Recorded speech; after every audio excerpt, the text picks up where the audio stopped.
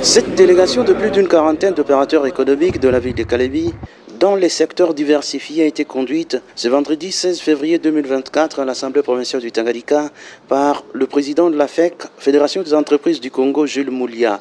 À cet organe délibérant provincial, ces opérateurs économiques sont venus manifester leur ras-le-bol face à la multiplicité des taxes qui ne favorisent pas le climat des affaires au Tanganyika. Au cours du tête-à-tête avec la deuxième secrétaire du bureau provisoire, l'honorable Irène Banzengoy, qui a reçu la délégation au nom du président, l'honorable Kabweme Oulongo Isidore, les opérateurs économiques ont déballé plusieurs raisons qui ont milité pour déclencher des journées villes mortes à Calémie, et ce depuis le 15 février dernier. Dans une correspondance adressée au maire de la ville, ces opérateurs économiques protestent contre le non-respect de l'ordre opérationnel au port public de Calémie, où, selon eux, plus d'une vingtaine de services publics qui opèrent aisément et perçoivent les taxes, l'imposition des taxes sans soubassement, le péage pour les routes qui ne sont jamais réhabilitées, voire d'autres taxes imposées même aux petits vendeurs. Toujours dans ces échanges fructueux, l'honorable Irène Banzengoy a exhorté ses interlocuteurs à surseoir leur mouvement de grève afin de favoriser le cours normal de la vie dans la ville de Calémie et que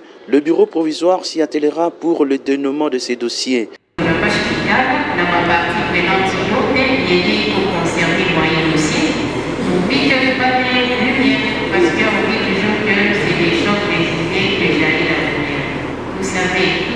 À savoir autour du bureau provisoire par rapport à ces missions, mais nous sommes dans une situation qui est particulière. Alors, on vous promet de nous appeler sur la question pourvu que nous puissions trouver une solution. Au sortir de ces échanges, le président de la FEC au Tanganyika s'explique.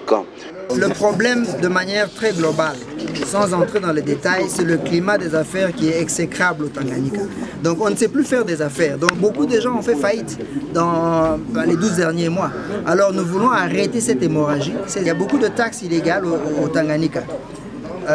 De manière générale, des taxes sans soubassement. Le port est devenu comme une grande foire, un marché, un désordonné et tout ça. Ça pose même un problème sécuritaire. On ne sait pas qui fait quoi au port. C'est tout le monde qui est là, tout le monde qui fait ce qui bon lui semble. La DGTAN qui ne respecte pas les opérateurs économiques, qui ne respecte pas même nos propres accords. On s'entend et ils vont derrière notre dos et ils font ce que bon leur semble. Il y a aussi l'OCC. Il n'y a pas une seule frontière au Congo où l'OCC se comporte comme elle se comporte ici. Elle a inventé ce qu'elle appelle la caution, qu'elle perçoit deux fois, une fois dans le système et une autre fois hors système. Nous voulons des solutions durables à long terme. On a partagé avec le bureau d'âge. Bon, c'est déjà ça, c'est l'essentiel. Pendant ces temps, cette situation de journée ville morte a des répercussions sur la vie au quotidien de la population qui a vu les prix de certains articles ainsi que de denrées alimentaires prendre de l'ascenseur. Pour certains articles, par exemple, le prix est allé du simple au double, voire au triple. L'Assemblée provinciale, avec à la tête l'honorable Kabweme Oulongo Isidore, et où les élus sont l'émanation du peuple, entend apporter des solutions aux problèmes cruciaux de la population du Tanganyika.